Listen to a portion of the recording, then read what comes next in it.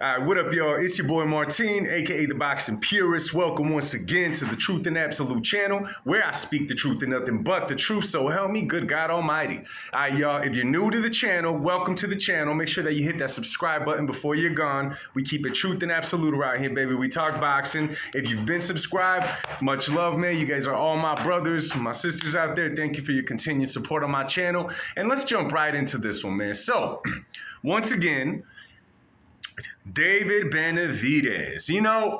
I feel like David Benavidez, he talks, you get, for myself, you get a little bit irritated at what he's saying, but then the noise cools down, and you're like, he's just trying to get a fight. He's just trying to do this. He's up and coming, whatever. Then he opens his mouth again, and he's right there again, irritating you, and it's like, oh my gosh, here we go again. And then, little by little, you don't hear nothing, and it cools down, and it cools down, and it cools down. And then, here he goes again. So he was recently on a talk show, $1 million worth, I believe. Shout out to those dudes. They do a hell of a job on this show. And they should have called it David Benavidez interview on Canelo, or Canelo on David Benavidez mind, or damn it, David Benavidez, stop mentioning Canelo's name already. Damn. And I get it, man. It's the interviewers. They were asking. It's a hot topic. I'm here talking about it now. Let's get right into the interview. So, this is funny about, and you know what? I think we would all be guilty of it if we were all under the lights, if we were all under all the cameras, the way that these popular fighters are, the Canelo, David Benavidez, and so forth, And you could say things, and later you got to eat your words because you already said one thing. Now you're just changing it up, whatever. So, obviously on the show, he got on there and he started, David Benavidez is now sounding a little delusional. Now, if I got your attention, and I'm talking about you guys who aren't necessarily David Benavidez fans, but you just hate Canelo, I'm talking to you. Don't get angry. Don't go anywhere. You say whatever you want in the comment, but I'm talking directly to you. Do you guys because I've said things in the past and people are like, well, talking trash is part of the boxing game, this and that. Okay, I'll give that to you. But talking trash is, okay, I give it to you. When does it stop? When does it stop? It's funny, man, because, David Benavidez and Tank Davis are headlining a card this weekend, right? And I just cannot skip over the fact that how much these guys are similar. Not only are they similar, man, but they both got this red carpet that, I'm going to say, casual boxing fans and those who hate certain fighters rolled out for them. Have y'all ever noticed the Tank Davis tactic? Tank Davis calls fighters out on Twitter. Then he fights someone else, no one near who he was calling out. It's the reason that Lomachenko said, dude, you're like the greatest Twitter fighter of all time. I caught on to it. Did you guys? Every time Tank starts calling someone out on Twitter, it sounds like the real deal. Then he fights a guy, whatever, that's not a top fighter, who's had a long layoff, beats him, and all of a sudden everyone's oohing and ahhing, and Tank Davis is this, Tank Davis is that. Sorry, man, I'm not sold on it. I'm sorry. And David Benavidez is the same thing. David Benavidez will do an interview, Canelo, I'll beat Canelo, I'll knock Canelo out, Canelo knows I'll beat him, Canelo's scared of me, I don't like Canelo, and then he's going to fight somebody else, and it's like, dog, there's no better fights to be made? Bro, there's no better fights to be made? I'm just using the same standard on David Benavidez, and everyone's going to jump out and they're going to say, oh, he was mandatory, he's this, he's that, he's this. Listen. A lot of y'all let him speak the Mexican Monster name into existence and made him this household name. But there's only one problem with that. You see, on the interview, one of the things that David said was that he feels that Canelo is scared that he's pretty much going to steal his fan base, right? That he's going to steal his fan base, that Mexico is going to love him and this and that. This is the only problem with that. Canelo started his career and he just fought. He grabbed the attention of the American people little by little. He was selling in the US and he fought. Now look what we have.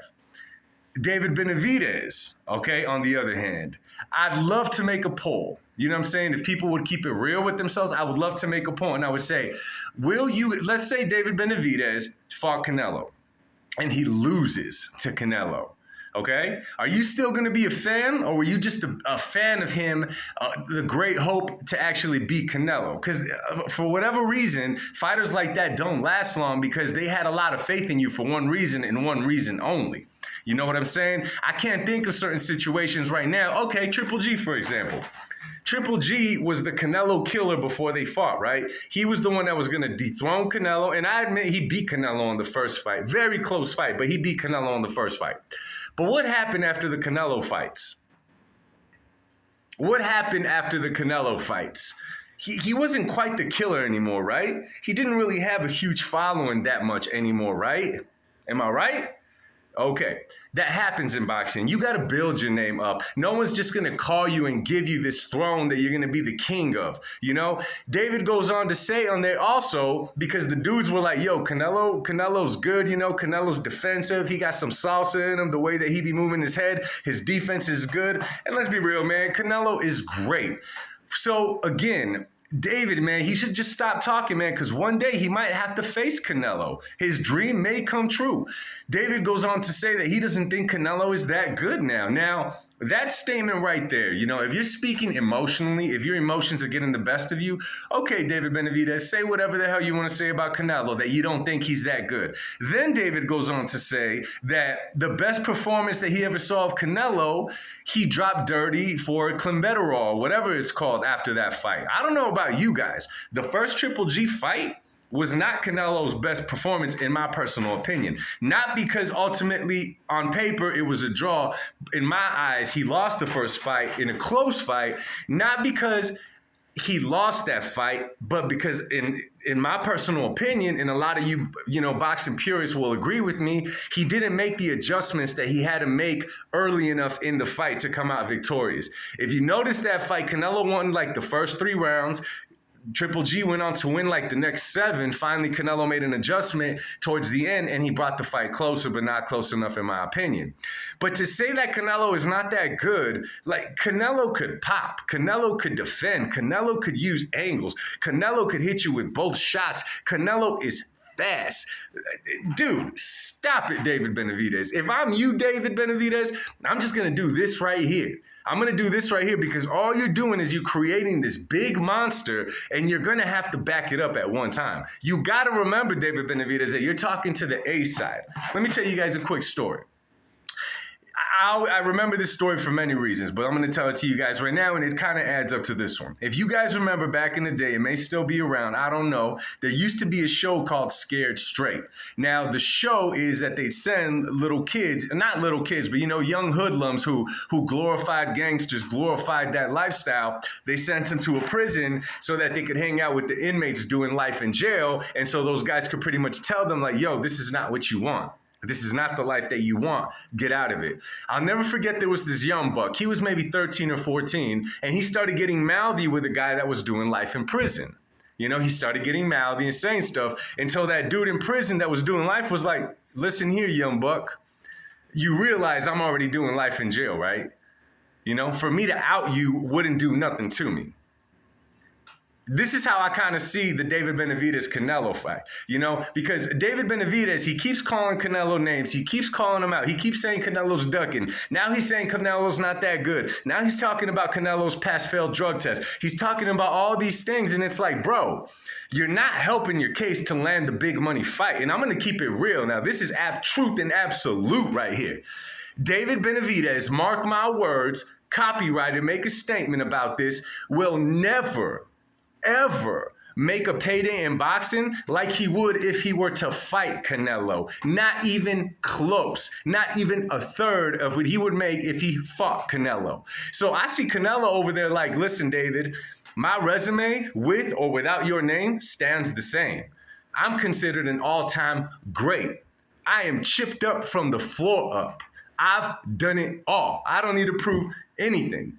You need me. I do not need you if I'm Canelo. In other words, David, do you not want the Canelo fight? Stop mouthing off. And then David, on the same interview, you know, he's trying to amp something up. So he goes on to say, Canelo doesn't like me, I don't like him. And then instantly in my head, you know, I get that little cloud right here that brings me back to memories. I'm thinking about Canelo's last fight against Jaime Munguia and David Benavidez being starstruck on the side of the ring. He didn't look at Canelo like he didn't like him. His energy didn't show none of that. His energy, he was genuinely smiling at Canelo with his hands up, not aggressively, just pretty much saying, dude, what's up? And he even got excited when Canelo was pointing to the ring. Who knows if he was talking to him or Peso Pluma or whatever. David was starstruck. That was not the face of a man that didn't like another man. I don't know about you guys. Do you guys look at other dudes the same way that David Benavidez looked at Canelo and sit back and say, I don't like that dude, but you're sitting there just... No, hell no. I don't think so. Absolutely not. You know what I'm saying?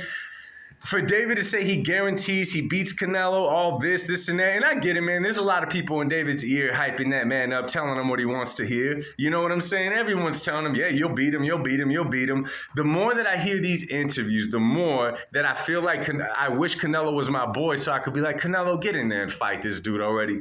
Go mop this dude up already. Your level's ahead of this guy. Your level's above this guy. He's barely starting. You're on your way out. Beat him. If I'm David, I just keep my mouth shut.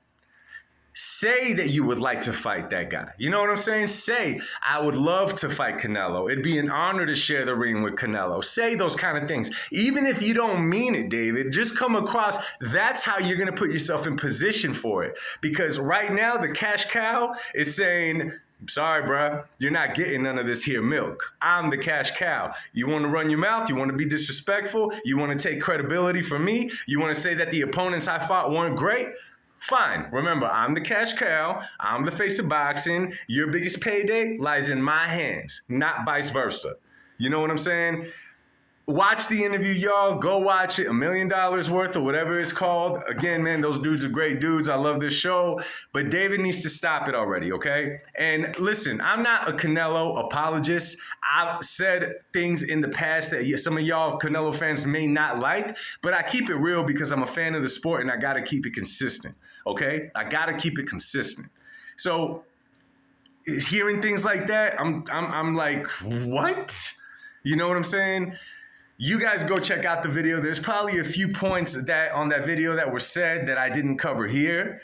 I might make a part 2 to this. Again, I just had to get it off my chest. I had to say it. I had to engage with y'all, my boxing people. So if you guys seen the interview or whatever I shared, let me know what you guys think, okay? And this is directly to you guys that backed David Benavidez to beat Canelo.